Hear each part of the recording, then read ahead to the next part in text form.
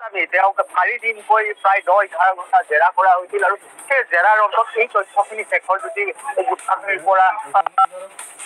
য'ত কেনেধৰণে সাৱটি লৈছিল তাক লৈ তেওঁ বিভিন্ন তথ্য SITৰ আগত প্ৰকাশ কৰিছিল আৰু তাক কোৱা হৈছিল যে যিগৰাকী সিদ্ধাৰ্থ শৰ্মা আছিল সেই সিদ্ধাৰ্থ শৰ্মাই গোটেই পৰিকল্পনা কৰিছিল আৰু এই তেওঁৰ যি মৃত্যু সেই মৃত্যুক দুৰ্ঘটনাৰ ৰূপ দিয়াৰ কাৰণে কিয়নো সিদ্ধাৰ্থ শৰ্মা আৰু জুবিন গাৰ্গ যিখন হোটেল আছিল পান পেচিফিক হোটেল ছিংগাপুৰৰ সেই ছিংগাপুৰৰ 310 নম্বৰ ৰুমত একেলগে আছিল তেওঁ যিদিনাখনৰ পৰা ছিংগাপুৰ গৈ পাইছিল আৰু তাতেই সিদ্ধাৰ্থ শৰ্মা আছে সিদ্ধাৰ্থ শৰ্মাই তাতেই দিয়াৰ কৰিছে আৰু তেওঁ এই ক্ষেত্ৰত বিভিন্ন যুক্তি আৰু তথ্য প্ৰকাশ কৰিছে CIDৰ আগত আৰু ইয়াত আন এটা কথা তেওঁ উল্লেখ কৰিছে যে যেতিয়া ইয়টলৈ গৈছিল সেই ইয়টলত যি পুৰা আৰু আন যি সামগ্ৰী সেই সামগ্ৰী যিসকল অসম এছ'চিয়েশ্যনৰ লোক আছিল তেওঁলোকে যোগাৰ কৰিবলৈ মানা কৰি নিজেই সিদ্ধাৰ্থ শৰ্মাই সেইখিনি যোগাৰ কৰাৰ তথ্যও শেখৰজ্যোতি গোস্বামীয়ে কৰিছে তাৰ সমান্তৰালভাৱে যেতিয়া জুবিন গাৰ্গ পানীত যেতিয়া তেওঁ যেতিয়া ডুবি আছিল সেই সময়ছোৱাটো সিদ্ধাৰ্থ শৰ্মাই কৈছিল যে যাবতে জুবিন গাৰ্গে সাঁতুৰিব জানে ভাল তেওঁ সাঁতোৰে তেনেধৰণৰ কথাও তেওঁ কোৱাৰ তথ্য দিছে আৰু এই ক্ষেত্ৰত বহুখিনি কৈছে যে তাৰ পিছতেই সিদ্ধাৰ্থ শৰ্মাই কৈছে যে এইটো এচিড ৰিফ্লেক্স আছিল এচিড ৰিফ্লেক্সতেই তেনেধৰণৰ হৈছে বুলি সকলোকে সিদ্ধাৰ্থ শৰ্মাই কৈছে বুলি কৈছে আৰু তাৰ সমান্তৰালভাৱে অমিত প্ৰভা বসন্ত যিগৰাকী বৰ্তমান গ্ৰেপ্তাৰ হয় আৰু নিশিতা গোস্বামী সিদ্ধাৰ্থ শৰ্মাৰ সহায়ক সিদ্ধাৰ্থ শৰ্মাৰ নিৰ্দেশত পুৰাৰ যোগান ধৰাৰ কথাও তেওঁলোকে এই ক্ষেত্ৰত উল্লেখ কৰিছে যি CIDক যি ভাষ্য দিছে আৰু এই গোটেই বিষয়টো লৈ পেলাই তেতিয়া এই যিহেতু 103 আমি কৈ আছিলো যে 103 DNSৰ এইটো ধাৰা সংযুক্ত কৰা হৈছে সেই ধাৰা সংযুক্ত কৰাৰ মূলত আছিল শেখৰজ্যোতি গোস্বামী অমিত প্ৰভা মহন্ত সন্দীপন গাৰ্গ আৰু তাৰ সমান্তৰালভাৱে আন যিসকল লোকৰ লগত ইতিমধ্যে CIDয়ে তেওঁলোকৰ ভাষ্য গ্ৰহণ কৰিছে তেওঁলোকৰ লগত এই কোভাৰেট কৰিছে আৰু তেওঁলোকে এই ক্ষেত্ৰত যি শেখৰজ্যোতি গোস্বামীৰ গোটেই কথাটো নিশিতা গোস্বামী বা অমিত প্ৰভা মহন্তয়ো তেওঁৰ কথাত একেলগে মিল আছে যাৰ বাবে আৰু এটা কথা জানিব বিচাৰিছো আৰু এটা ভয়ংকৰ অভিযোগ আছে যে সিদ্ধাৰ্থ শৰ্মাই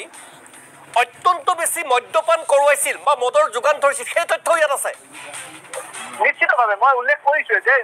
যেতিয়া ইয়টখনলৈ গৈছিল আৰু ইয়াত যিগৰাকী আছিল তন্ময় ফুকন তেওঁ কোৱা হৈছিল যে আপুনি কোনো ধৰণৰ সুৰা ইয়াত যোগান ধৰিব নালাগে সুৰা আৰু আন যি সামগ্ৰীসমূহ আছে সিদ্ধাৰ্থ শৰ্মাই নিজাববীয়াকে যোগান ধৰাৰ কথা ভাষ্যত উল্লেখ কৰিছে তাৰ মানে হ'ল যেতিয়া আপুনি কোনো স্থানলৈ যায় বিদেশলৈ হওক বা আন স্থানলৈ তাত আপোনাৰ যি অসম এছ'চিয়েশ্যন থাকে বা স্থানীয় লোক থাকে তেওঁলোকে আপোনাৰ কাৰণে যোগাৰ কৰে আপোনাক ফুৰাবলৈ নিয়ে কিন্তু তাত আপুনি ফুৰাই হওক বা আন সামগ্ৰী হওক খোৱা বোৱা হওক আপুনি স্থানীয় লোকসকলে তাত যোগান ধৰে বা গোটেই এৰেঞ্জমেণ্টটো কৰে কিন্তু ইয়াত যি ভাষ্য আমি দেখিছো সেই ভাষ্য মতে দেখা গ'ল যে সিদ্ধাৰ্থ শৰ্মা ইয়াৰ পৰা গৈ পেলাই তাত গৈ তেওঁ সেই সামগ্ৰীসমূহ যোগান ধৰিছে শেখৰজ্যোতি গোস্বামী আন এটা কথাও কৈছে যে যেতিয়া ইয়াতখন লৈ গৈছিল সাগৰৰ মাছ পাইছিল সেই সময়ছোৱাত সাগৰৰ মাছ পোৱাৰ পিছত সিদ্ধাৰ্থ শৰ্মাই সেই গোটেই কণ্ট্ৰলটো নিজৰ হাতত লৈছিল আৰু তেওঁ